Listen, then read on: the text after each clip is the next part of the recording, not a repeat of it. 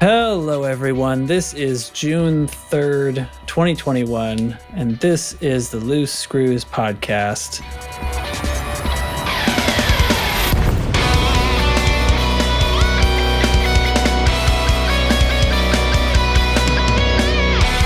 And I'm back. I am Commander Jan Trax. I am here back on the show. I am joined by Commander Chig. Hi. Good evening, sir. Commander Dubs is here. Hello. NL Hate is here, but he changed his name and it almost threw me just now, but it did not throw me. So, Hate, what's up? I'm all out of order, and I was really expecting to go last again, and I am critically underprepared. Commander Lieutenant Commander Data. You know, at the time, I didn't notice you were gone last week, but I thought you had a really weird accent that you were putting on. But it's good you're back. You know, actually, well, hold on. Commander Nurgle is also here. Hi, man. I've seen yours. I was going to say, I thought, you know, big thanks to Ty for coming around and covering me when I couldn't be here. And also, didn't you guys think he made a great podcast daddy? No, you're the only daddy. You're the only daddy that we have. Yeah. He's podcast daddy now, so it's settled. Nope, You all heard that it's unanimous. Ty's granddaddy. Oh, my God. Grandpappy. Yeah, no. Ty is granddad. Trax is daddy. Daddy. Oh, God. Thank you, Okay. Daddy. Well, that went badly. Let's go on. So, on this very exciting and not at all samey episode of the Loose Screws podcast, a megaship is missing. The Jupiter division is, I don't know, they got their undies in a bunch again. Odyssey has major patch number 2 and 2.1 in the same day, so that's fun. Outfitting UI feedback is requested. And let's see, what's this last thing? The Odyssey roadmap to fixing Odyssey is announced to be on the map to be planned for release on or by tomorrow, Friday. So, Crystal clear. yeah, exactly. Guys, I haven't talked to you all in a while. What's been up? How's things shaking, Chig? Well, I also missed the show last week. I went on a little trip. If you guys want to hear a little story about how that went, Yes. The Gale made it's a good old man story, actually. Where's the campfire sound effect? Well, no, there was no campfires. We'll just start this with No, wait. I have something for that. Oh God, Ty's old man tales. Oh no, E.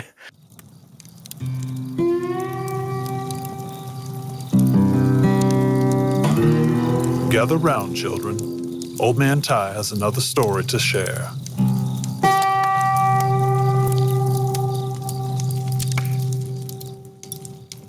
I miss You guys know stories who with I old got to man voice Ty. that part? Ty Worsham. Nope. Mike Tyson. Nope. Wait, really? No. Anyway, no. Tell your. No, that was me. no idea. Tell your story.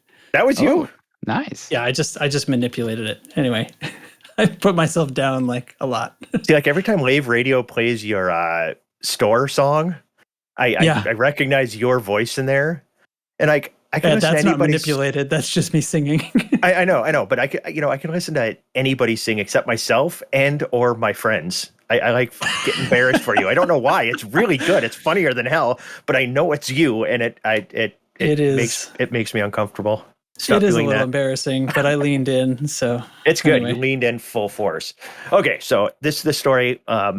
Let's just open it with cancer fucking sucks. All right, let's just go with that because that's where Indeed. this whole thing begins. Is a few weeks ago, got a group text message from an old friend, and it was to like a whole lot of us, and this is going to date all of us. You know, we're all in our lower to upper 40s now. So all of us, get this text message. We're all living in different parts of the country, but we were the group that, back in the 90s, house parties, half of us were roommates with one person or another at some time. And, we're just getting drunk, and then life passes you by, and all of a sudden, haven't seen some of these guys in 10 years, some longer, and get a text message from a friend living in Denver that he's been given less than 2 months to live because his cancer's come back, jeez.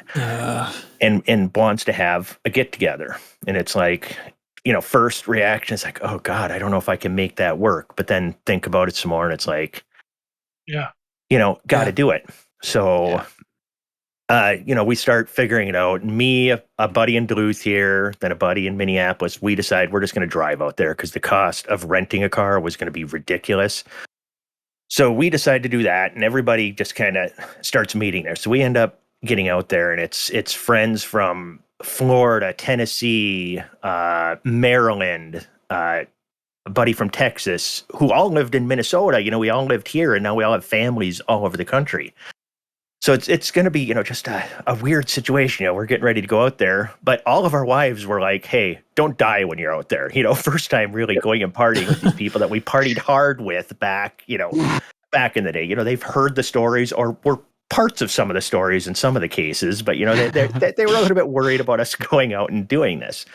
And, we find out that this is literally, he's looking at it as his living funeral. And that's even like, wow, this is going to be intense. I've never been to a funeral for somebody who's still alive. So we get out there and we all meet at his house. A lot of people met Friday and then they spent the night. And then my group, we showed up there Saturday about noon, 1 o'clock. And we're meeting at his house in Aurora. Then we're going up to Black Hawk, which is this beautiful casino. There's like 10 casinos in this valley up in the Rockies. Freaking amazing place. That was awesome. But we get together and show up, and all of a sudden see, one of my best friends from back in the day. I haven't seen him in like 18 years. I could tell already that he may have stopped by a dispensary and has had a few beers. So I'm like, dude, you are tore up. He's like, you have no idea, giving hugs to everybody else. And we're like, all right, well, let's take the trip up to the mountains. And we're trying to figure out who's riding with who. So it's me and the two guys I rode out there with, and we took two of our other oldest friends who I haven't seen or talked to in years. And we start driving up into the mountains. And me and the guy in the front seat, the guy who's driving, I had a couple beers. The guy driving didn't have any beers at this point. He can't wait to get up to the casino, about an hour drive to start drinking. All three of the guys in the back seat have had a few drinks and everything else. And we're just driving along. Everything seems fine. We're all talking about whatever. And all of a sudden I hear from the back seat, Kyle, you okay? And I turn and look, and the guy sitting behind the driver, all of a sudden his head's down and his hands are in his lap, and he's wearing a ball cap, so I can't see his face. And the other guy's grabbing like a potato chip bag and putting it under his mouth, is like, are you going to throw up? Are you going to throw up? And I mean, we're not like, 21-year-old kids who drank too much. This is just old people driving. And I'm looking and I said, is he okay? Is he okay? And he's like, I don't know, Kyle. And he starts shaking him. I start hitting his leg. And it's like, oh my God, is he okay? It's turning into like this, what is it? Aunt Edna from Vacation who died in the backseat of the car. Yeah. All of a sudden the other guy reaches over and lifts his head up. And all of a sudden his eyes are open. He's not blinking. He's not breathing. He looked dead, like dead. We're just in full panic. The driver of the vehicle, he can't see him behind him because, he's seated behind him. And I just go, fucking slap him. But he just winds up, smacks him in the face. He blinks. All of a sudden he comes back to a little bit. And we're like, oh my God, he freaking died. So we're like, well, this is actually coming true. His wife was right to be worried because that's the first fatality of the weekend.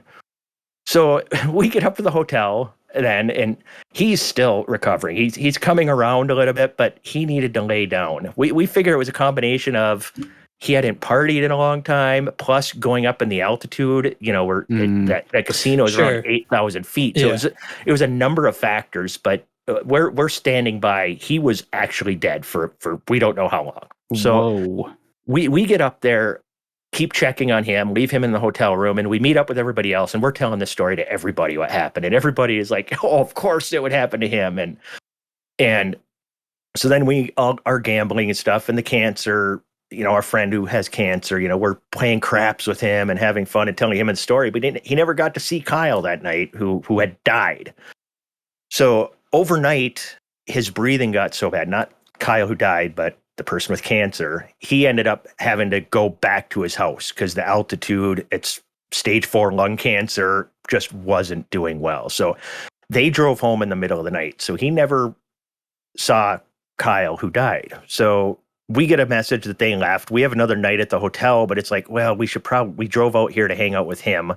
And, living funeral, just kind of creepy and all that. But we're like, we better drive back down. So we drive back down, get to his house, and he's still sleeping. His wife is there, and she's giving Kyle a little bit of crap about what happened and everything. And we're there about an hour, and all of a sudden, Adam is his name, comes out of his bedroom. You can tell he's in pain and everything else. He's still talkative a little bit. He's kind of in and out. I mean, he's actually got a fentanyl patch. That's how much pain he's in. It's rough. Wow. So he comes out of the bedroom, and we're all like, Adam, and he comes walking up, and he walks past everybody and walks up to Kyle, looks him dead in the eye and says, "You're not going to steal my thunder, motherfucker." And everybody just lost it at that point. So, it was a good time. Old people shouldn't try to party like they're young, but just cancer's a bitch. And I know you guys all know that. We're all older, and I know some of us have some issues that are going on right now, but it is just one of those things, and just, I don't know, just, have fun every moment. That's all I got. That's my story for tonight. And it's a good one. Thank you. Yeah. So no one actually forever died on the trip. No, but we're Okay. sticking by. He died, and we've always given him shit because he's the same. He's like my age or 1 year older, but he's always looked old. He's like lost his hair earlier. He's skinny. We've often joked that he looks like Mr. Burns from The Simpsons and stuff like that.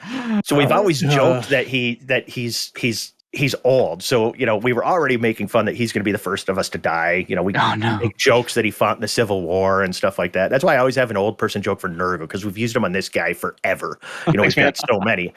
But we even said it's like he just died for a minute, and we all got so stressed out of it. We're pretty sure he took 5 years off of all of our lives from the anxiety we had, because we thought one of our friends just died, and he's some kind of vampire who just absorbed those years from us, and he's just added 20 more years to the end of his life. So that's the story we're sticking with.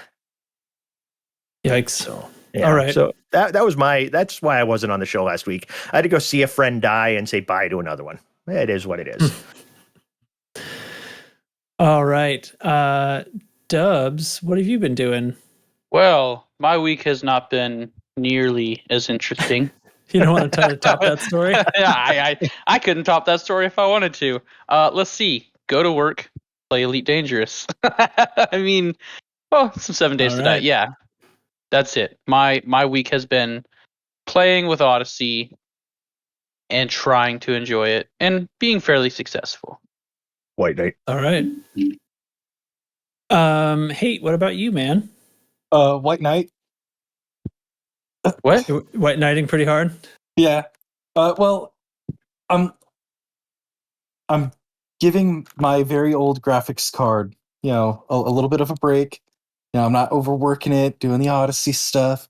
So I've been gearing up in Terraria, and I'm getting ready to fight the Moon Lord.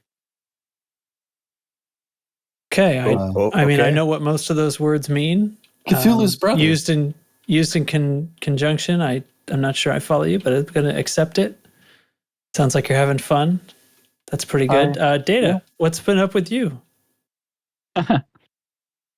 Well, summertime is here. Everyone's out of school. Cicadas. Cicadas are everywhere. I know you live near me, so. Yeah, finding their exoskeletons hanging on everything, like morning to morning, more and more.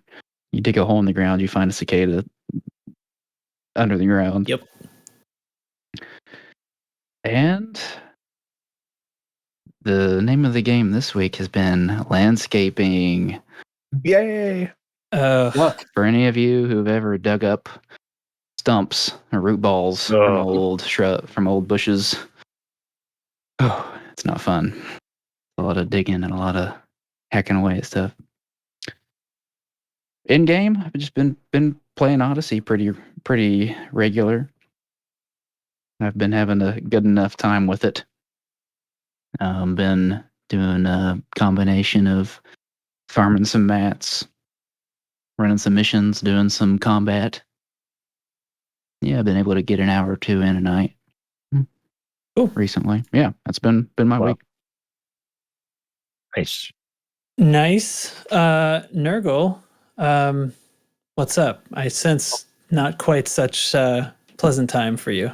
Well, no, it hadn't been too bad. I mean, I too was not on the show last week, but the last Thursday when we recorded was my wife's birthday, so I'm pretty sure I was not going to get away with "We can't celebrate your birthday, honey," because I have a podcast about a video game. The guys need me. I have to complain about a video game. Yeah, I'm reasonably sure. You know, I've been married for almost 30 years. I'm pretty sure that was not going to fly. And of course, you know, my wife is also a school teacher, and now school is out, so the beginning of summer panic mode of all the things I want to get done has kicked in, which makes me glad I work during the day. Yep. So, yeah, those of you who are married to teachers understand what that first week out of school is like. Yeah, it's a lot. Yeah, it's a lot. So they de-stress and then they start acting really weird. But you know, I kind of understand where that comes from. And you know, game wise, I am still sticking by my guns of I am not touching Odyssey with a 10-foot pole until either there's some giant patch that fixes everything, or series of patches that fix everything, or July 1st comes around. It's been too frustrating an experience. But by saying you're not going to play Odyssey, or you mean you're not going to log into the game, you're still following the BGS stuff and everything, aren't you? Or is that completely screwed? He's playing in Horizons. I'm still playing in Horizons. Okay, in between crashes to desktop. I'm not touching Odyssey until at least July 1st. Is that just a date you've set, or is there something that's supposed to happen?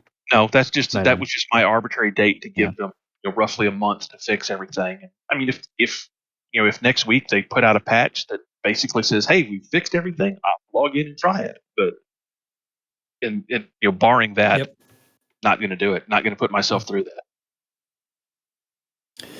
So, what about you, Trax? How you doing? Well, there's a lot. I have not played Odyssey. After the last show that I was on 2 weeks ago, I tried to play on that Friday. I did a stream, and Dubs and Chig were there. Some other people. Yeah, it was extremely rough. Now, I play in VR. In case anyone hasn't heard me say VR 7 times in a couple of weeks, I play in VR. This is my game. This is what I do. This is not the flat game. Is a different game. And people who play in VR understand that. So this game does not work in VR anymore. So the Odyssey update just doesn't work. It's terrible. And I'm telling you, like right now, like I have an RTX 3080 in this computer, and even in flat screen and a reduced resolution that I run when I am doing the podcast, because I have like show notes on the sides of my screen and stuff, I shrink it down. Even then, it can't maintain 60 FPS sometimes in stations. That's busted. That's so wrong. So anyway, it's totally like everything that you guys were saying on the show last week. It's bugs are one thing. The performance is my main issue. Like I kind of almost don't care about the other bugs because this is so bad. And it makes me feel terrible because it's like a big part of my life, you know, and that sounds kind of silly and trite, but I don't really care about whether anybody thinks I'm silly or trite right now. So it's just, you know, it's a big problem and it's very disheartening. But that would not in itself have been enough to make me take a week. So the thing is, I've not been talking about this to anybody except sort of like the close people right here, because I didn't really know all the info at the time, and now we know more stuff. So we've known this for a few weeks, but my dad has liver cancer. We found out kind of suddenly. Well, I don't know how else you'd find out, but he's, I mean, this has no symptoms or anything. It was kind of like a somewhat routine scan, and they found it, and it's pretty bad. So that kind of came around, and then I had we had kind of a week to chew on it. We weren't quite sure about some things. He's had some additional scans and stuff, and they've prepped and basically created a plan here, and he's going to have 2/3 of his liver removed in a couple of weeks on the 24th. And so he was just doing scans and stress tests and stuff, which he's passing all of those. He's actually it's weird because he's a very healthy guy. He's been very athletic his whole life. He's 69 years old, and they stress test you on he's a martial artist. He was a black belt in Taekwondo and taught and studied for decades, and just always had the heart of a gazelle. And that's no different now. So, I mean, they stress test you for a major surgery, and they said that there's never seen a 69-year-old take that long to get to 128 beats per minute. So all's well that we were predicting, but so anyway, yeah, we've been kind of just chewing through that. It is a little kind of weird and takes you out of your whole life for a second. But from my perspective, like, to try to let you all in on my thinking, like, I get that, like, this is kind of a natural order of operations here. Like, I do expect that, like most people, I'm going to live long enough to, see my parents go. But, so I just am caught in the middle of those kinds of feelings and stuff. Didn't think it would be quite this early. So anyway, I don't know what's going to happen, but he's reasonably confident. It's a very major surgery, but he could have it and recover and be totally fine for many years. But it's tough. It's a tough process to go through. So that's what's been going on. All of that kind of happens at the same time. And then I'm super bummed about Odyssey being a train wreck, and just needed some space. So I have been not absent from Discord, but people have noticed that I'm not playing this game anymore. I was playing other things when I had time to decompress from life. So I have turned on Odyssey for the first time in a couple of weeks, and it's still, in spite of the pages and pages of fixes, it still feels pretty rough to me, but here I am, So sorry to be a bummer, but I was feeling more and more awkward the longer I went without talking about what was actually going on. So I plan to be around. I, may take some time now and then, depending on what's all happening, but I appreciate everybody's been very kind, and I appreciate covering for me and stuff like that. That is exactly why I insisted that everybody start joining me for a cast podcast instead of like a duo that we were almost having for a little while there. So I'm glad that's working out. And I thought that was just because you didn't like me. I just can't be in the same room as you. I mean, he can still dislike you. That he never said that he didn't. Ah, okay, good. Sorry. I know the rest of us on do. the DL. Love you guys. Yeah. Okay. So that's the story. Well, let me just real quick on that too. Just I've known about this, a week or so. You told me, week and a half ago, you told me about it, and then was talking about when my stepdad passed away from cancer. And now this was messed up because my mom and him moved in with us and everything.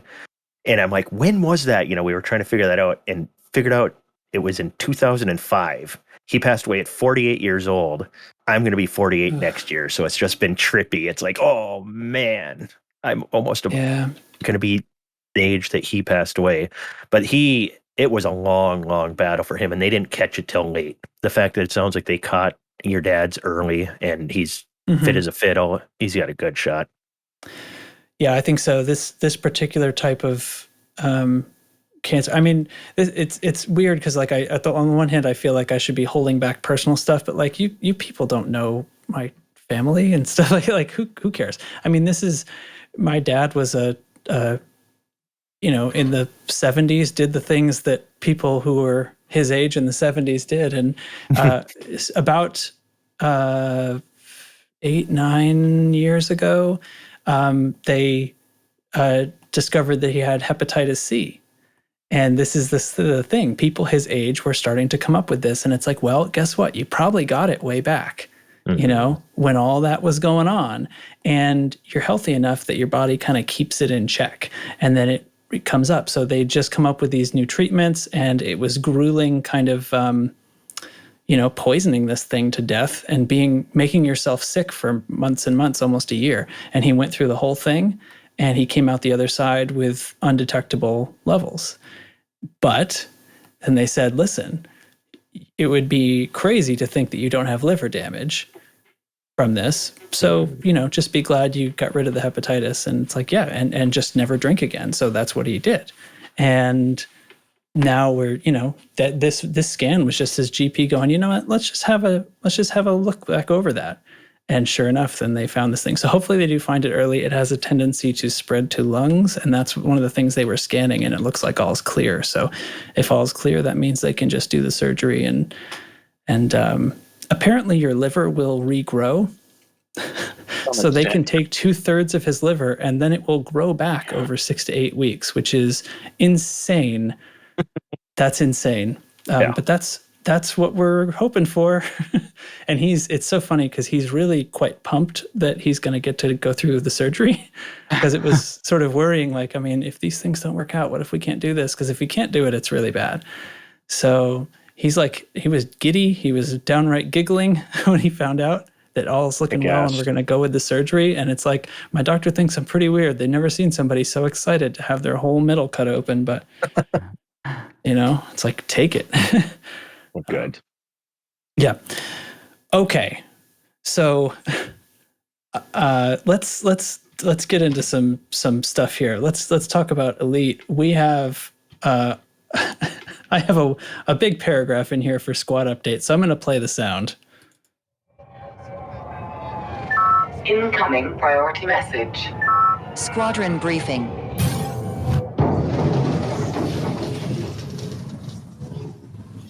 Yay, full sound effects.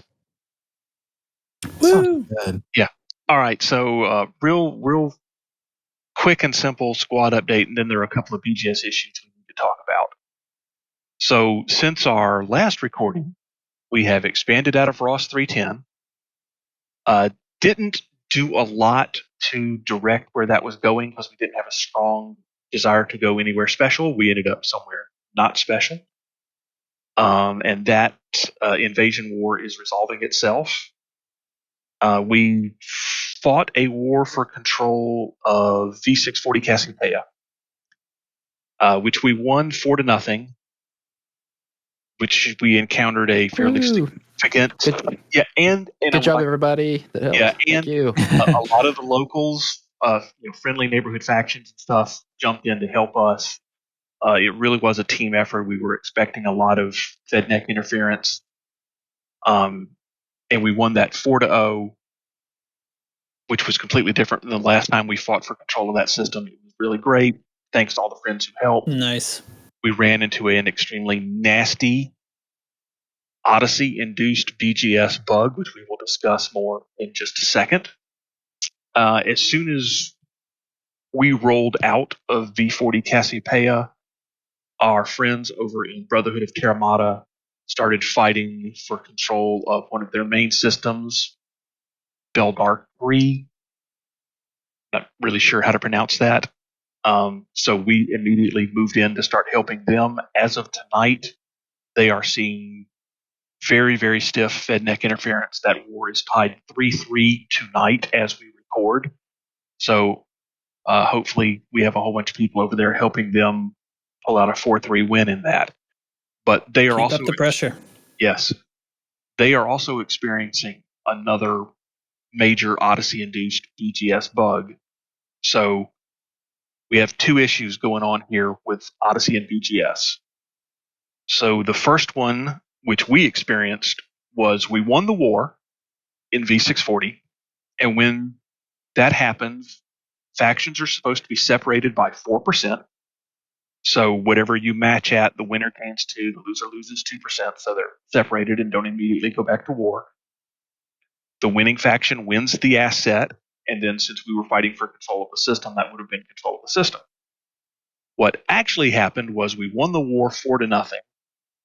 Both us as the winner and the NPC faction as the loser both lost 2% influence each, still ended up within 0.1% of each other.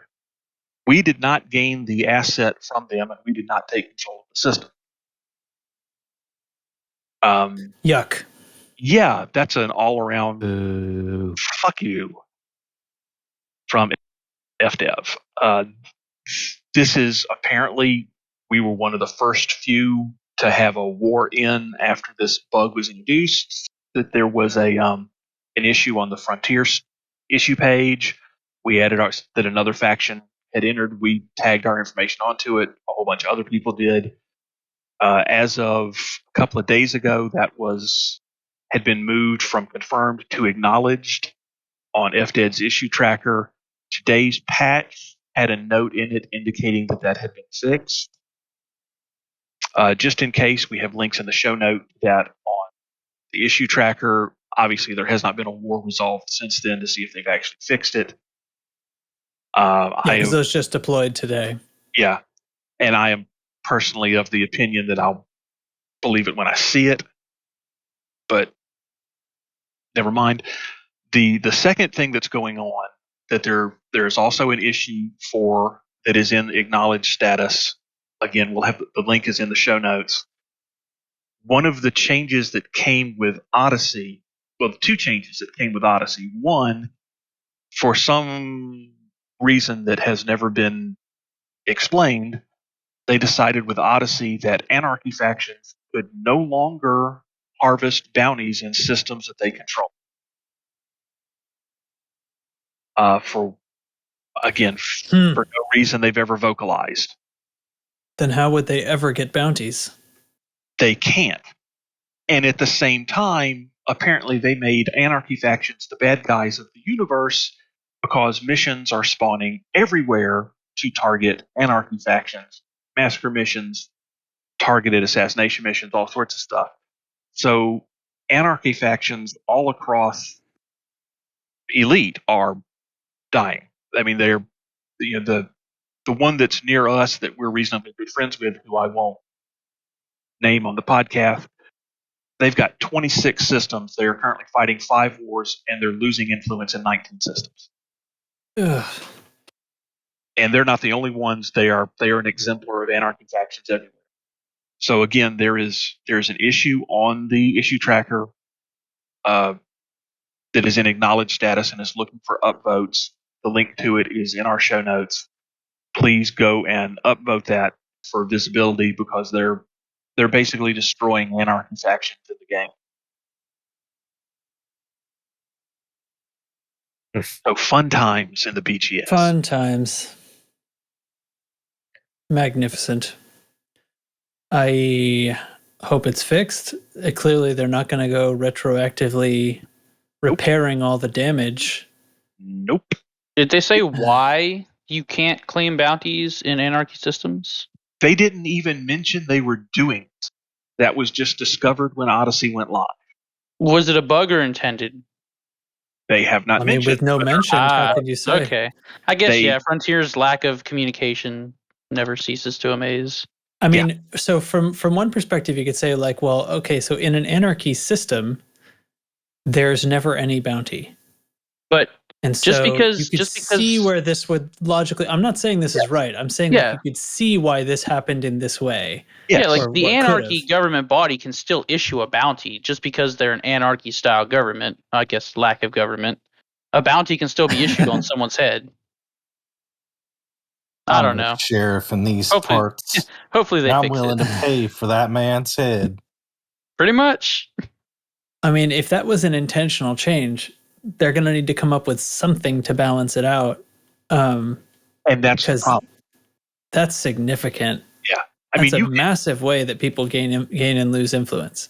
You can make the role playing argument that you were just mentioning about why Anarchy wouldn't have bounds.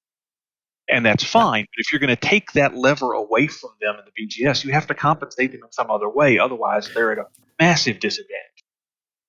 Well, and it's not. Well, okay, so this is BGS too. So you've been playing in Horizons. This affects Horizons too. That means you can't get any bounties flying in Horizons for these factions anymore. That is correct. Perfect fix is just give them influence for flat out murdering people. Teflon will sign up for one of those factions immediately. He would, They get influence for any kill in any system. Yes. Or faction gains influence for being signed up. Yep, just murdering. Yep. I like it. My answer Good for God. anything, murder. Yeah, murder. Murder. Cool. All right. Nice. All right. So way to go, BGS people. and FDF. Good job. Hard. I don't think any of that's intentional. It couldn't be. There's just so much mess. Yeah. Okay. So Anymore. I'm not convinced they do anything intentionally at all. I don't even think Odyssey was launched intentionally at this point. I think it just happened. It's all emergent programming. you think the server when Davstot says that he's the head of server team, that means he's the number 2 to the machine, right? Like Skynet is back there, like telling him, "No, listen, Odyssey's releasing. Yeah, you guys better go find where to put those settlements." Go ahead, Data. It all started with a leaked YouTube video. Dev is actually 3 full-sized PC towers stacked up inside of his lab coat. It's not actually an adult. That somebody spilled coffee on. Yeah. Radioactive coffee. Yeah, radioactive coffee. Good God. All right. Okay. Carry on. Sorry. Next thing on my notes is the Galnet news. Now, I'm going to be honest with you. I don't know what's going on. Mahon wins the election. Great. So nothing changed. The GS mothership. Oh, yeah, there's a mothership being pursued by Thargoids. No. Disappeared. Well, okay. It was Well, being yeah, so pursued. then it was being pursued. It disappeared. Is that because the disappearance is not actually in Galnet? So fill me in. It was supposed to jump to this low population prison system today, and no one. It's gone. It left the system it was in, and as far as the last I heard from APOC in our Discord, or J Baron, no one's found it yet. People are starting to look around. And they dumped all their ships before, right? They evacuated all craft before they did the jump, which was part of the Galnet announcement. Yep. So I haven't heard from anyone who had a ship on there. I don't know how that went, or if that actually happened. Yeah, they Even probably when spaced them. Even when the Gnosis went to the cone sector, it didn't even eject all the ships. yeah, well, that wasn't planned, but this sure seems planned, doesn't it? Yeah, the fact that they kicked all of the pilots off beforehand makes me think that they have something planned for the story. Yeah, this smells of intentional for me, and that's pretty cool. Yeah, I'm into that. Okay, what else is going on? Oh, and then Jupiter Division popping up in the news again. The breakaway faction from led by Jupiter Rochester, formerly head of Core Dynamics. What's this business? Inspires corporationist movement. So basically, they just put themselves in the news for a couple of days, and then poof, today a combat CG emerges, and they're once again fighting for their lives. The rest of the Federation is trying to exterminate them, and they are trying to not be exterminated. Go forth, do combat, and be rewarded by turning in your combat bonds at the various motherships in the Ts'ao Tach system. And does anybody have any doubts how this one is going to turn? I really wish something unexpected would happen. I do not So think do I. that it will. I would love to see Jupiter Division win this and see where the Yeah. story goes, but this is See going to what be happens. this is going to be a complete thumping. Yeah. Boy, if I had interest in playing this game right now, I'd be working hard for Jupiter Division, but I'm just not convinced that I'm going to give it the time. I just can't even bring myself to log into Horizons, and play the old-fashioned way, because it seems like such a waste. Okay, I should try to not just let my mouth run between Positive thoughts. show notes items. I was looking at the dev news that we're going to get into next, and I saw the second item there that the stream was CQC night in Horizons, and I'm just like, what? Yeah. Well, that's because that's where the players are, right? They're presuming. They're I didn't saying even watch it. they're saying that their plan has been not affected by the bugs, but they plan to split their stream time evenly between Horizons and Odyssey because the consoles. Yeah. I tried to play. Right. I mentioned this earlier. I played CQC. Finally got a match in Odyssey, and the new explosions are nice. When you blow up a ship, it's a whole new graphic. It's actually kind of impressive, but the contrast is still so bad when you're flying around. It almost made my eyes hurt after a little while. So then I went to Horizons to play, and then crashed to desktop. So I don't know. My salt level is very, very high. You have just described the entire Elite experience at the moment. Of I course. haven't had a Go crash on. to desktop yet. Oh, good for you. I've crashed to desktop. I've just so you guys know, I said I turned on Odyssey for the first time in 2 weeks. I haven't played Elite at all. I turned it on, did the updates today, and while the podcast is running, I will play. I am just apexing around to all kinds of stations looking for pre-upgraded suits and weapons. That's all I'm doing. I've had 4 crash to desktops since we started recording, and 1 before we started recording. Ugh. Just getting in and out of Apex shuttles, no big deal. And the random flickering of the whole screen and stuff is very persistent. I'm so glad to see that's not just a VR issue. No, you shouldn't be glad about that. Man, you want us all to suffer like you. Thanks. Yeah, Just kidding. Heavy sarcasm. Yeah. I would be, I don't know. I don't know if it would affect my mood if it was a purely VR issue, because then it would probably be even less likely to be fixed. But, welcome to the let's see, Odyssey what Phase am I- 2 Alpha. Yeah. So, okay, so the dev news I actually wrote down. So there's been nothing really going on with their streams. They played CQC today, back on Tuesday. Supercruise news with basically just all the commander stuff. It's stellar screenshots. It's commander creations. They barely have time to do anything else with the stream because they have so much cool commander stuff, which is rad. And it's a very cool thing for them to feature. And there wasn't any development news to talk about, except to repeat that, please keep hammering us on the issue tracker. We are paying attention and trying to fix everything, which, I mean, obviously they are, and I'm sure everyone's scrambling. So then the next bit is fixes. So a massive patch came out today. The second major patch, so patch update 2, was released. It includes a whole host of fixes, including a few for Horizons specifically. Tons of UI changes, tons of audio changes. Oh gosh, I'm scrolling through it.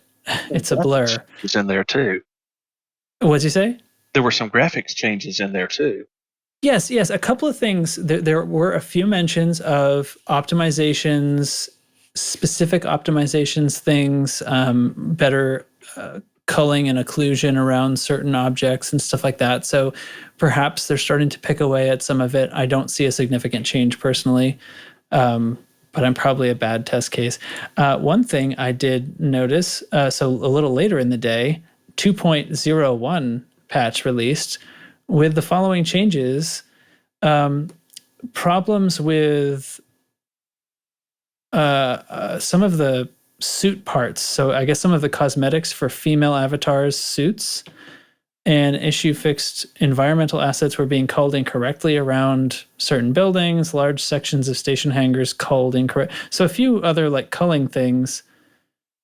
And a crash was fixed near something, scanning some organics or something. Now, I felt like I saw these mentioned in the other patch, but now that I'm wondering, scroll to the bottom quickly. Okay, so there was one of them about the culling around two specific buildings, and the suit parts for female avatars was listed as known issues on patch 2. And then they went and included those in patch 2.01 later the same day. Okay, well, that explains that. See, they're fixing stuff. And then the other thing that they announced today is the second part of their UI feedback call is about the outfitting menu. In this time, they are focusing it in a forum thread. We have the link in the show notes. Be specific, be terse, be as not verbose as you can to get your point across, to make it easy to read, and let them have it. Everybody looked at that thread. Only the first page. Yeah, I scanned it briefly before we started tonight, and I think the first page was full of people saying, just revert to the Horizons UI and worry about fixing it later. Just give us the Coriolis website UI for outfitting. That's it. Amen. Boom, done. Bam. Okay. And I should be able. Here. Hold on, another thing. I should be able to make loadouts for ships like I do suits. Whoa. Exactly. They can't even get the outfitting to work, and you want them to build a loadout system? Baby steps, man. Baby steps. I mean, so highlights on the first few replies that I saw is, of course, the tick box to sell a weapon. Right. If that's the way you're going to handle it, obviously the default, or sell a module, obviously the default should be in the other direction, et cetera, et cetera. I think the major thing from outfitting was the same as so many other things, the same as the missions menu and everything else, is like, don't make me do something and then back out to a previous menu to finish that task. Right. You know, they used to be connected. Now they're not connected. Now you have to back out and go into a different section of the menu. And then, yeah, like you said, like the fact that there's a loadout section and a stored modules section and so on, like those indicate that we should be able to handle ship loadouts the way we handle suit loadouts, and just have them as presets that could even use the same modules. And I understand that's more complicated because the modules might not always exist in the same place. Then you need to put the, like, here's how long it will take me to build that loadout because we'll have to transport the modules, you know? Absolutely not acceptable that that's not included. It's obvious from the UI that that's what they meant to do. It's just batshit crazy. You need a hug. Your list of stored modules does not tell you anything about those modules. It does not tell you how they're engineered. So when you click on them, you can't just drop them onto your ship like you used to be able to. And when I click on a slot in my ship, I can't pull a module out of storage that fits in that slot. The person who designed this UI has clearly never outfitted a ship. They never even used the previous UI because there are all those things I used to be able to do. Right. Loss of function. It boggles my mind. And it's not the only example of where the new UI was clearly built by somebody who doesn't play the game. What do you think about it, Dubs? Tell me you think it's great. Tell me right now. Tell us why it's good. It works. I can do what I want to do. There's things. Do you go to Horizons to load your ships up? Oh no, absolutely not. I will. It doesn't take that much longer. I'll deal with the interface if I don't have to deal with the logging. Yeah, I know. Honestly, what if you had to build like 5 ships? Would you pop into Horizons for that? Probably not. Honestly, I'll just get used to the new interface because I'm going to have to get good at it eventually anyways. There's no sense in crying about what I used to have. I mean, I understand I want the loadout button. When I click on loadouts, I want to be able to do what you said. Build a loadout. it pulls the modules from the shipyard and then puts them on the ship that I told it to go, just like we have our little suit loadouts all pre-built and shit. That'd be nice. What about you, Data? Yeah, it's all these issues. What he I said. agree with, obviously. Like, It's not broken. It is not so far broken that I don't want to play the game. Okay, I'm well, still enjoying that's what it. I'm trying to get. I'm trying to get some positivity because it's Yeah, a drag no, to I- always be hearing the downside. And Yeah, I'll admit, like- I'm very, very sour right now. And Yeah, you can tell the Trax interface- is, Nurgle is. So Data, Hate, and that other guy, Dubs, whatever the hell his name is. Guy. You guys give us some positivity. Talk me into logging into game. Oh no! Why wouldn't you log in? I mean, it's still fun to play as long as you're not trying to play VR and getting your feelings hurt by just how poorly optimized it is on that side. But it's okay. I can deal with it. I can work with everything in the interfaces. I've not once been in the interface and been like, I can't fucking do this. they are the interfaces themselves. Like, I'm having enough fun playing the game, but I haven't been having these issues like some of y'all have been with just crashes and being used to playing in VR, which I never have. So it's a little bit different there. But honestly, I haven't noticed the performance and like the random drops and the stutters haven't been as bad today since the little patch. Oof! I jumped in and I'm.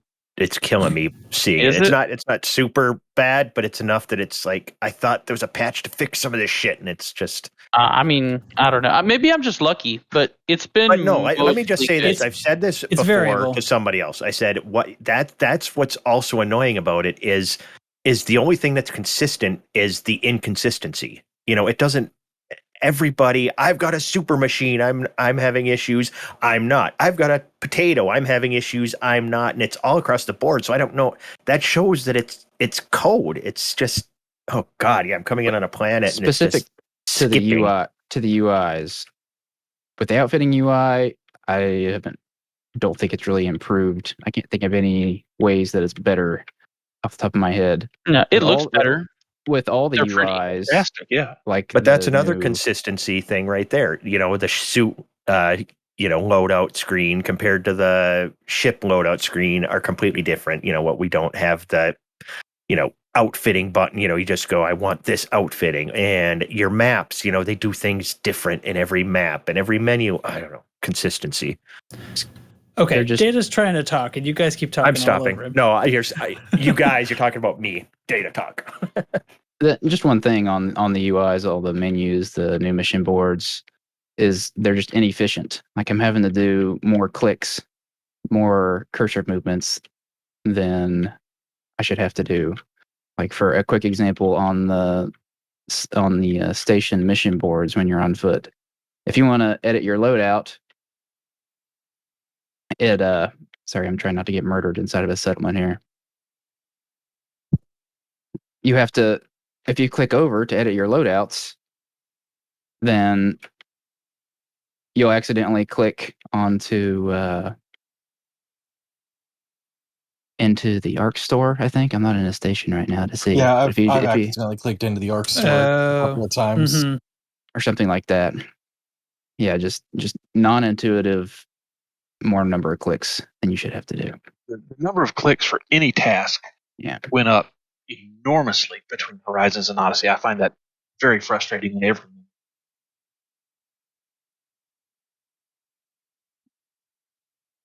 Indeed. Yeah, but overall with the game, I've been having fun with it. Yeah. Like I just said. Okay. I don't mean to sound dismissive of that. Yeah, it is really hard because I find myself focused on the fact that performance is so bad because I need it, because I'm playing in VR and I need every single frame. It is not something where I can get away with, oh, well, it's 50 instead of 60. That's not what's happening. It's terrible. It has made it so I don't have the opportunity to even get that upset about other things. I mean, when I played a Friday a couple of weeks ago yeah, it was like, oh shoot, this menu is really messed up. This is a dumb way of doing things. It doesn't mean I can't outfit my ship, but it's like I'm trying to load a bunch of stored modules into a thing, and it's like, wow, this used to be easy. Very dumbly designed thing. And then the same kind of carries over into a few other spots, I guess. But the shipyard, for example, just not being able to see the modules in the ships when I'm looking at. And then, but on top of that, in VR, I've got other things like in the shipyard, the 3D model of the ship that appears before me sometimes appears behind me. And I was just looking at sort of a blank screen for a second. I was like, that's strange. And then I changed ships to like an asp or something, and it was so big that it protruded through my head to in front of me. And I was like, oh shoot, I'm inside the asp because it's actually loading behind me. And the first ship was so small that I didn't notice. So then I'm like clicking to a ship and turning around to look at it. And I mean, those are bugs that can be fixed.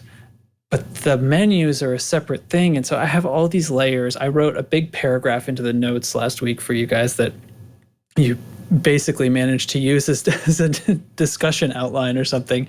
But it's like everything falls into these categories of the performance is one thing. Then the bugs are sort of another thing. There's a subset of bugs that I don't think could have been found, I should say, by any measure of testing, like the fleet carriers nonsense.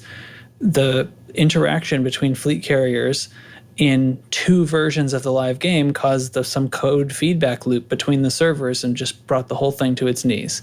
And they were never going to catch that because the only way to catch it is to put it live on both servers. So having a beta of any kind of live beta or alpha was never going to fix it. So these things, some of this stuff was always going to happen. But it didn't have to be like this. And it's all money. It's all money. And okay, so here's you guys talk for a second. I have another point that I'm going to come to later, but it's a little tangential to this. So you guys go. The new patch came out today, and they, put in some new hotkeys, which we'd asked for, like med packs can be hotkeyed and stuff now. But it reset all my key bindings, so I landed at an outpost here, and now I can't figure out how to open up my menu and stuff. So I got to go into key bindings again because it's back to default for me. So there's that. That's all I had. Damn, my keybinds survived. Back up your keybinds, everybody. PSA, always back up your keybinds. I think to kind of expand on what Trax was saying, we all expected there to be bugs with a new release of a major piece of software, and they're going to work through the bugs and work them out. The aggravating things are, one, the design decisions, like the UI we just talked about. That's not a bug. That was a conscious choice.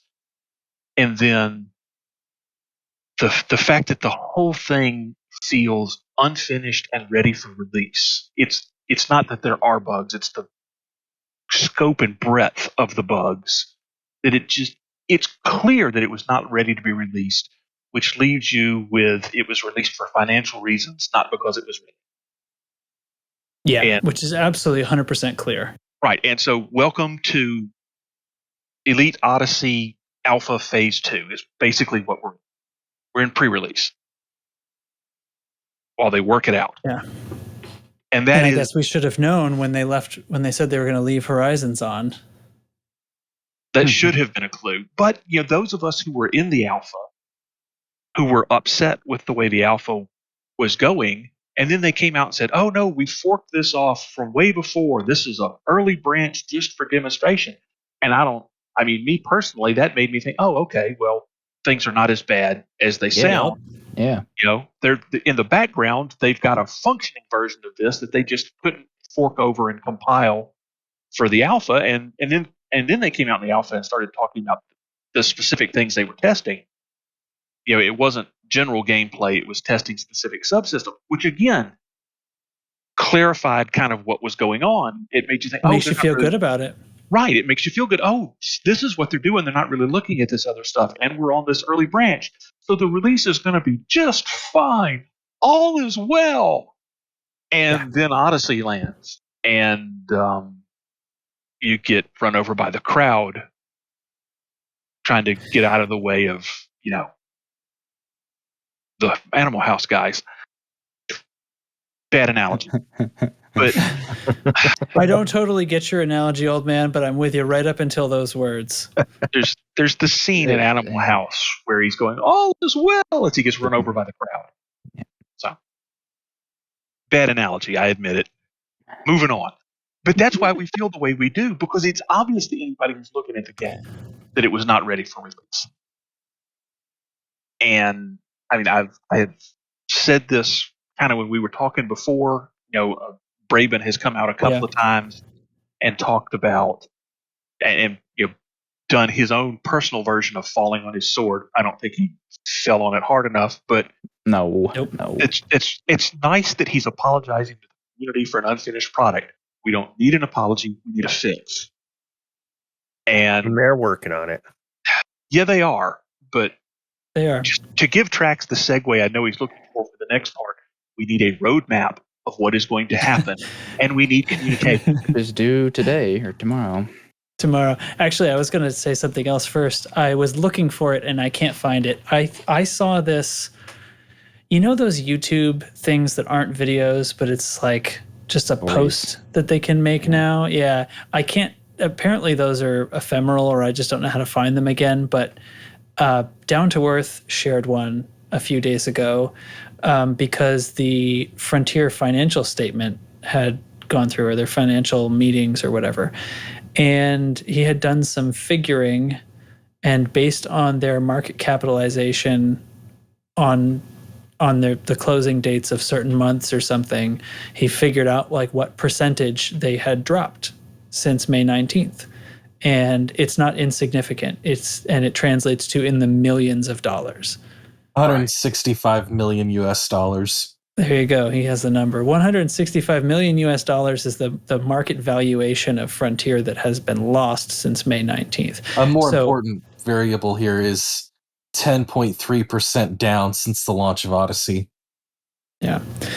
So I would say that like our ire and the reaction of gaming media outlets that have reported on the dissatisfaction and how messy the launch is, if that truly matters, it is indirect. That number, that percentage, and that dollar or British pounds value matters in a much more real way. So here's hoping that has some impact, because that is the only thing that will ever cause a change to the actual issue that happened here. The bugs, the performance, that is not the source of our issue. That is a symptom. And the only thing that's going to make that change is money, because money is what caused it to happen in the first place. That's the answer to all your questions is money. Yes. Yeah. And to anybody out there who still believes there's no such thing as bad publicity, yes, there is. You're looking at it. Yeah. I mean, they have record. See, that's the other thing is they have record player numbers. Massive player numbers. And that they've never, the likes of which they've never seen before. But I mean, that's what it comes down to. That's why the players never make that big of an impact. And that's why I was glad to see. Well, that's hard because I don't want Frontier to fail, right? I saw the words coming out of my mouth. I was glad to see their market valuation down.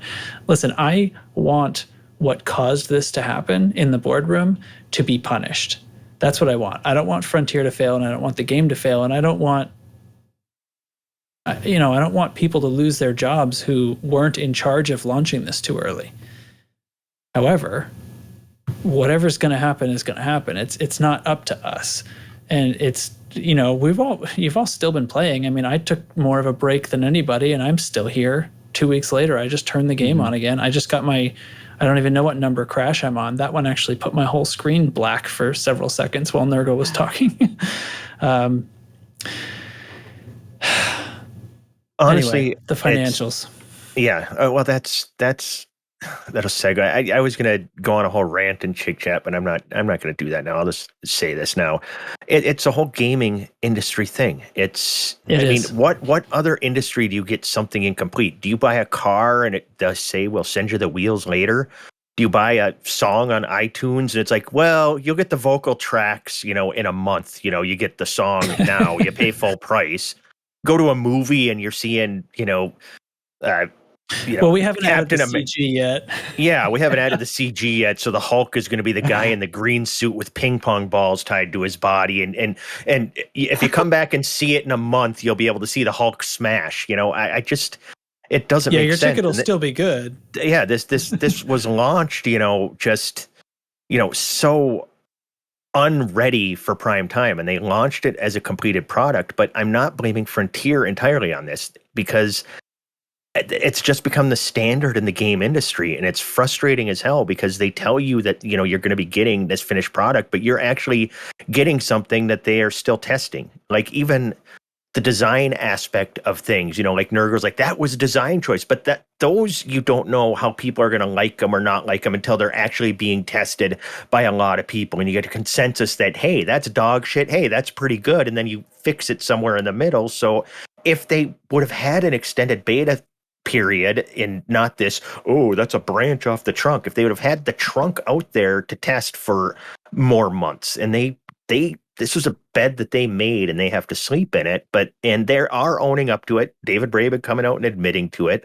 But I think across the entire gaming industry, I won't buy a game on launch ever again. The last couple I've done, they've been crap. This is the first game I've ever done. Yeah. Me too. And I feel like they kicked me in the balls. And that may sound like hyperbole, but we play this game a lot. I mean, this is an everyday adventure. And, tracks you mentioned earlier, you're bummed out by it. Maybe that's trite or whatever you said, or maybe you're eating tripe. I don't remember the exact quote from you, but and I was bummed that it came out. I was really hoping, and my expectations were low because the alpha was such a joke, but then they tried to let us know that was, just a branch, and they're way farther along than they are.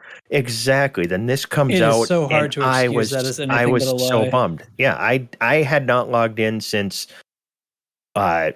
Tuesday before last, not this last Tuesday. So that's 9 days that I didn't log in, just because I was just bummed. And I'm like, I hope that they get this sorted out. And I love this game. I'll keep playing it once things are fixed, but right now I am very, very a touch of depression that my favorite game in the world came out and it was just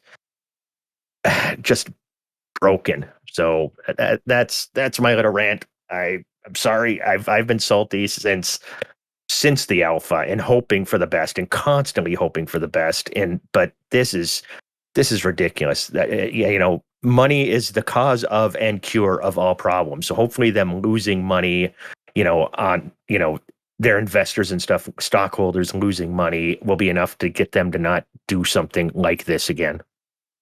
Yeah. That's it. I don't have a lot of hope for that, because if you look back, what was it, 3, maybe 4 years ago when EA launched Anthem?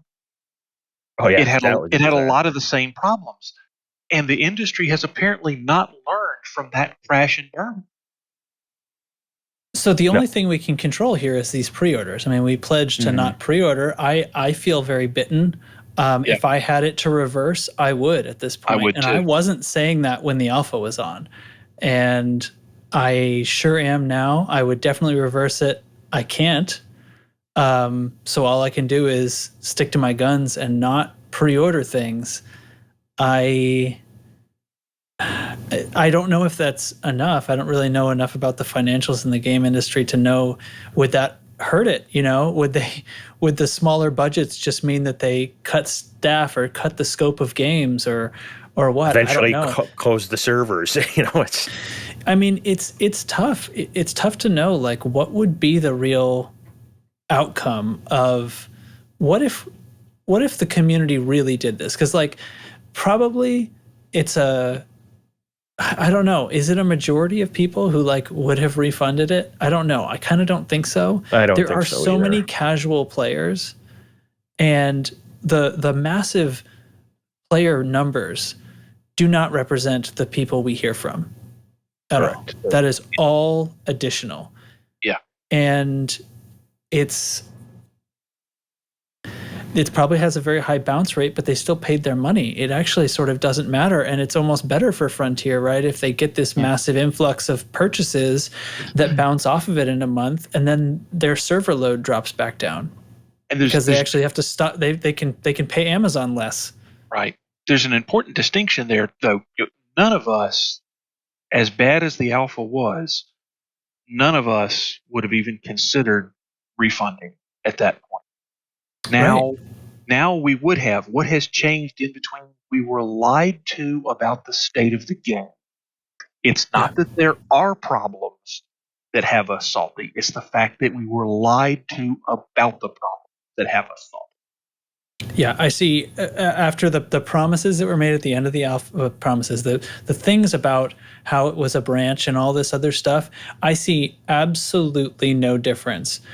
Besides, there was a raft of fixes similar to the patch 1 notes and the patch 2 notes in size that came out with the launch. Those are the only differences I see between alpha and this. You're going to have to prove it to me. You're going to have to show me something serious, Dav, to prove to me that this was a branch that we were playing on in the alpha, because it looks exactly the same. The performance is the same. Everything looks the same in VR. Even the 2D things on the dashboard that was fixed in one of the patches, that was all going on in the alpha. None of that got fixed. The frame rates on my system were identical between phase 1 was really bad, and then phase 2 and 3 saw some improvement. After that, exactly the same as the live release. So I'm with you, Nurgle. I do not believe that this branch business had anything to do with the state of the game. If it was a branch, it was because they just branched off certain settlements and didn't include them. Certain settlement types and building shapes and the plasma guns and stuff like that. The performance and the bugs, I don't see any difference whatsoever. Prove me wrong. Somebody fight me. No, I go back to remember when they changed release date, when they postponed again the last time. And I said, I felt like they weren't entirely honest at that point. And I did a boycott on buying any ARCs at that point. I said I won't buy any ARCs until, and I haven't bought any ARCs. If things had gone smoothly with this launch, I guarantee you I'd have bought ARCs to fix to spruce up my suit, some new ship kits, everything. I would have been spending more money. And I guarantee there's a lot of longtime players that are that way. So they're definitely costing themselves money. But there's plenty of people who bought the hell out of ARCs on May 19 and on May 20 and on May 21. I saw every streamer and everybody who I didn't know was a streamer until that moment was on there going, oh man, these bugs, we can hardly get this thing to run. Buy. Oh man, another crash. Buy. Let's customize the suit. Oh, I'm trying to run a mission. Crash. Oh, look at that wild bug. Buy. Then we deserve what we get. Yeah, back on the point of, the company being quote unquote punished and learning a lesson.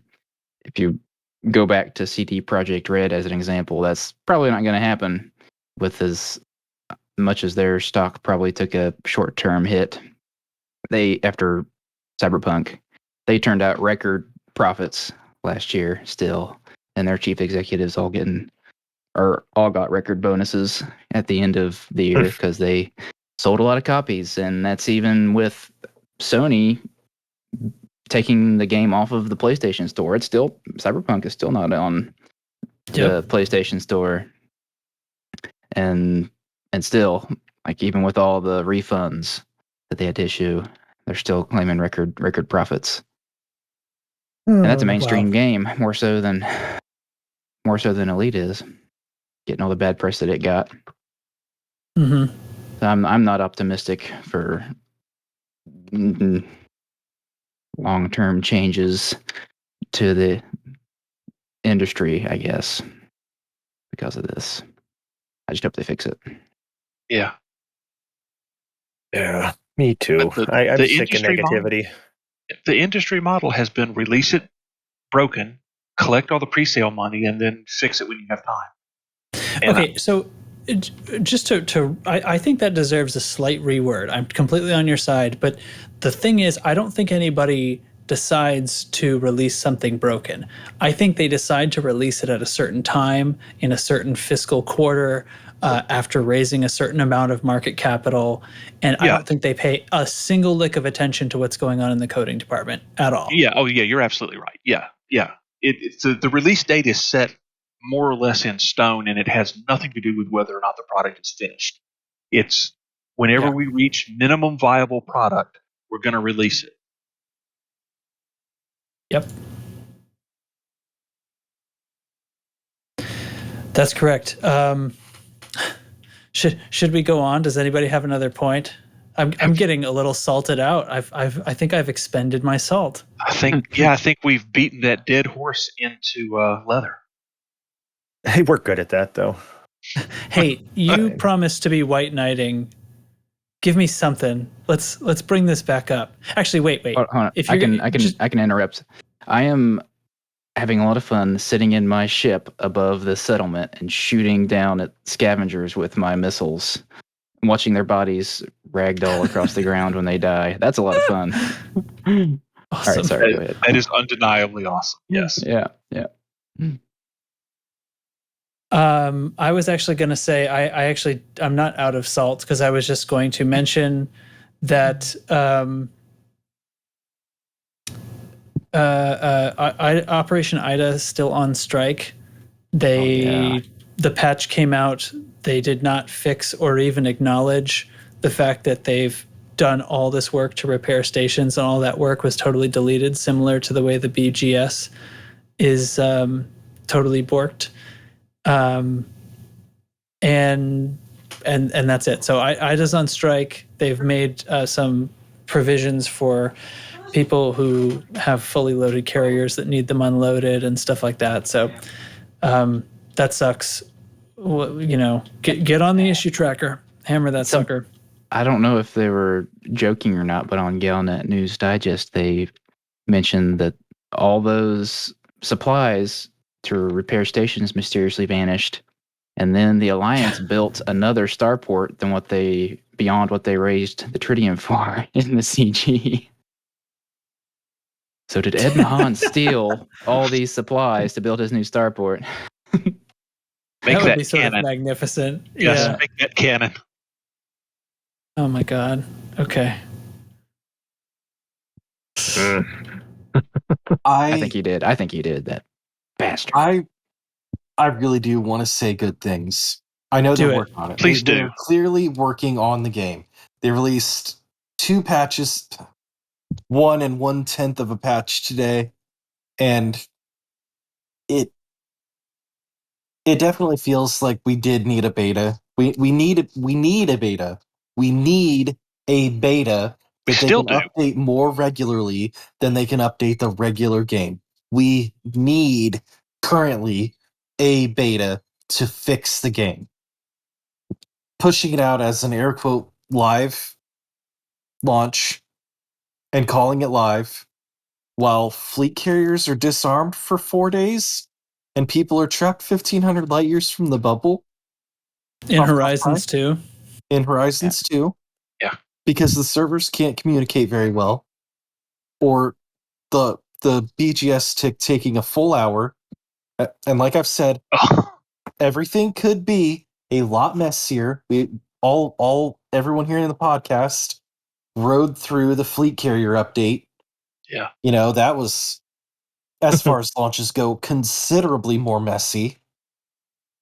I do not have a memory of it like that. Neither do I. To be honest. The fleet carrier had some bugs. It did not break game performance, and I do not remember the bugs being anywhere even close to this massive. I mean, it was a way smaller update.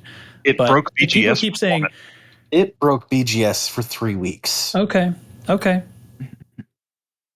So in that way, it's the same, right? But it's not.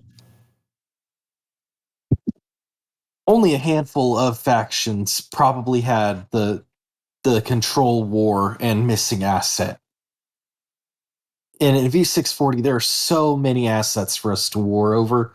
It could be a whole year before we were able to allocate all of those assets in just that one system. And it's obvious that we have player interference. it's going to be a mess in V640 Cassiopeia for a very long time. And that bug made what we are obviously going to see just take a little bit longer. And we're going to deal with it, like everything else. We'll just deal with it. The BGS giveth, the BGS taketh away. We'll deal with that. As they do.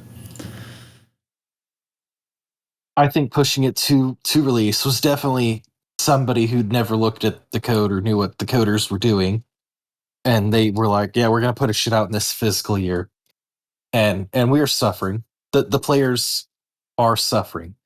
The community team, even the ones we don't know the name and face of that peruse the forums, and the volunteer moderators on the forums are dealing with probably record levels of salt with their record player count about things that may have been bugs previously that are only being brought forward now because more people are reporting bugs. Or because the server is taking longer to do things, bugs that normally didn't happen are having longer chances to do stuff. Like the failed carrier jump. That may not be an actual bug. It may be just the server taking too long to allocate the space.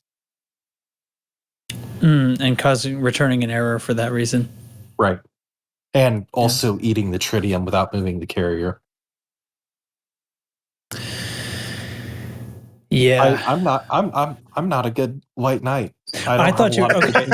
Yeah. I can do a better job than you. I think the graphics, except for like the Planet Tech that is all copy pasty, that you guys mentioned that last week, right? Like the procedural generation seems to be generating exactly the same pattern. You're over and failing over at again. white knighting.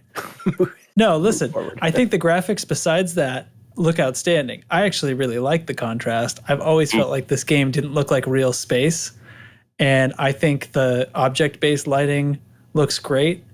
And I like the hard shadows. And I know that like some people seem to, I don't know. I think if I had this game to begin with and an update turned it into what Horizons looked like, it would look very washed out, like it needed more contrast. Like suddenly we'd all be saying, oh my God, how come space isn't black? I think somewhere in the middle would have been perfect, but I like the look of both. So I am. It's just in certain situations that the whites are just too intense. The bloom gets heavy. Yeah. I kind of expect we're going to end up somewhere in the middle with high contrast, but without quite so much of the bloom. Yes, because I think that's what's really bothering people more than like you've played CQC, right? The ice field map. Only in Horizons. You play it in Odyssey right now. Those ice asteroids blind you, and right. Like the power ups, they've got that lens flare going on, so you can't see even how they're oriented until you get closer to them because there's this nasty lens flare thing going on. There's just something odd. I was looking in the settings and I was thinking about actually adjusting my monitor settings just for this game, which is just bizarre. But. Well, I do kind of. I predict that will somewhat change. I think you need the hard shadows though, because now that we do have some atmospheres, we need to be able to show the scattering. And I agree. That will soften shadows, but you can't tell that that's softening shadows unless you have true vacuums not have any scattering. So we've always had these sort of like ambient light out in space, which shouldn't happen, but whatever. I'm a fan of when a TV show does a true no sound in space and everything, and I know that's bad for entertainment. Guess I'm a hard sci-fi nerd. Well, I'm having fun, so I think you'd have fun with a cardboard box and a I might fork. I may just be too simple. I will say the updates they've done are working. Things are happening, man. Things are happening behind the scenes. We could fix all of this by finding out who forced the early release and eat them. and then our problems will be over. All right, I'm going to quote my favorite movie, The Postman. President Starkey said, "Things are getting better. They're getting better every day." There we go. Yeah, they are getting better. The developers are busting their asses for us right now, or at least the coders. They're working. Things are happening. Look on the bright side. Yep, we look forward to the roadmap tomorrow. We should end it, but I'm gonna need to throw a cheese to you, and I'm gonna need to say that please thank you, please thank you for listening, and please write us a review on your podcast player. It helps us find more people to listen to us rant. If you're enjoying the show, please come find us on Discord at discord.io/loosescrews. And you can check out the merch store at loosescrewsed.com for mugs, t-shirts, hoodies, and more. Thanks for joining me, Commanders Chig, Dubs, Hate, Lieutenant Commander Data, and Nurgle. And all that's left is cheese. I'm going to throw in one more thing before cheese. Oh, fuck. I know, but it's not that big a deal. Sorry. I did such a good job. Me and Ty keep having a conversation.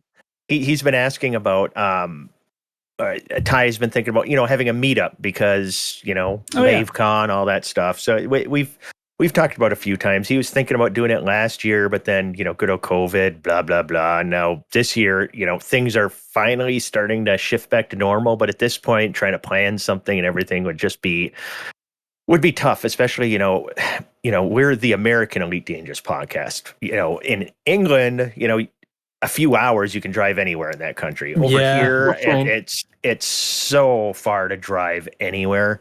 So Data and Hayden and I could have a meetup. Yeah. That sounds like fun. We're all in England away from each other. Jeez, you all just do that. Then. That was just a shot. Sorry. But all I'm saying is we are thinking about trying to plan something next summer if they continue to fix the game. We still have friends. The community is still growing and stuff. We're definitely thinking about doing something possibly next summer. But I'm just going to throw an open invite to anybody that wants to come. Unless you're a serial killer, stay home. But otherwise, anybody over 4th of July weekend, I'll be in Trigo, Wisconsin, camping with my family. There's a campground. We go tubing down a river. You can kayak down the river, all kinds of stuff. And if anybody's looking for something on the 4th of July and you can get a campsite there, you're more than welcome to sit around our campfire. We've got a pretty decent sized group, and I'll invite any one of you damn idiots to come visit with your families or alone. I don't care. So just throwing that out there. Now, cheese of the week is another amazing gourmet cheese, a connoisseur like myself. I just got an orange Sidewinder while going into that planet. Don't talk about bad things. Only good things right now. Okay. Thanks. Here we go. This is a good one. Cheese Whiz. I have not done Cheese Whiz before. People often mistake easy cheese, the cheese in the can. Nope, I've done easy cheese. See, you cut in before I could get you. A lot of people mistake easy cheese like Jan Trax for Cheese Whiz. Cheese Whiz is the one that comes in the jar and you pour it out, and you can add some peppers and stuff to it and make your nice queso, or just pour it over. I don't know what. Pour it over your cereal. Cheese Whiz was in a spray can. I thought that. Yeah, I always thought Cheese Whiz is in a jar. The can is easy cheese. That they're always, unless you're a connoisseur like myself of gourmet high-end cheese products, you might not know that. But being an expert, Cheese Whiz comes in the jar. And I mean, I'd even pour it over like Rice Krispies and eat it for breakfast, but I would not do that. That was a lie. But yeah, I'm a bigger fan of easy cheese than Cheese Whiz too. Yeah, the canned cheese that should be its own food group, but Cheese Whiz is a great product. It's made by Kraft. Have some of that. Stay cheesy, everybody, and debate whether it's actually cheese or not. Why have I never seen this in the grocery store? You just Google it? I promise. Yeah, I just Googled it. I posted a picture of it in Chit Chat. Okay. Join the Discord. Next time I go to the grocery store, I'm going to look for some Cheese Whiz, and I'm going to get a can of stuff. And buy a can of like that. What's that? You can get that canned thing, peppers, Rotella or whatever the hell it is. Just pour that in there. Yeah. Pour one of those into it, heat it up, and you got a nice, quick and easy queso dip. Hey, Rotel will turn any Kraft mac and cheese into a meal. Telling you, can of Rotel. Mac and cheese is already a meal. I mean, it's just bonus. Yeah, point. well, put some Rotel in it. Put some Rotel in it. Chest. Put some hot dogs in it. Put some broccoli in it. You can put anything in mac and cheese. Bacon. Taco seasoned meat of your choice. Velveeta and Rotel. Job done. There we go. Cha-ching. Okay. Well, that was great. That was great. All right. Anyway, glad to be back in the saddle. I am looking forward to someday being able to play this game again. And that's all from the loosest and screwiest podcast in forever and everywhere. Bye. Bye-bye.